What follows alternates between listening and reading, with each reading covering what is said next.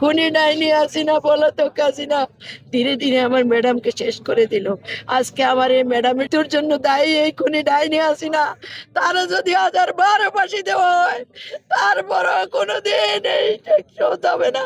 কেন এই খুনি ডাইনির কারণে একজন দেশপ্রেমিক দেশের নেত্রীকে, সাবেক 3বারের প্রধানমন্ত্রীকে সেইভাবে হিংসায় বহির্ভূত হয়ে শেষ করে দিয়েছে। আজকে সে অনেক আনন্দে আছে যে খালেদা জিয়া তো আর নাই, কিন্তু তার এই আনন্দ মহান আল্লাহ একদিন সহ্য করবে না। আজকে সে পলাতক, কিন্তু আজকে আমাদের কাছে কষ্ট লাগতেছে যে আমাদের বাংলাদেশের সর্বোপরি সকল মানুষের একজন অভিভাবক ছিলেন বেগম খালেদা জিয়া।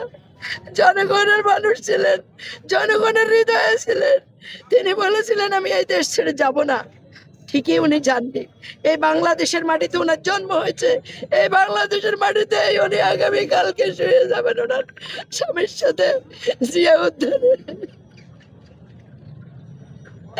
আমার আসলে কলেজে বেড়ে যাচ্ছে ভাই, আমি কি বলবো।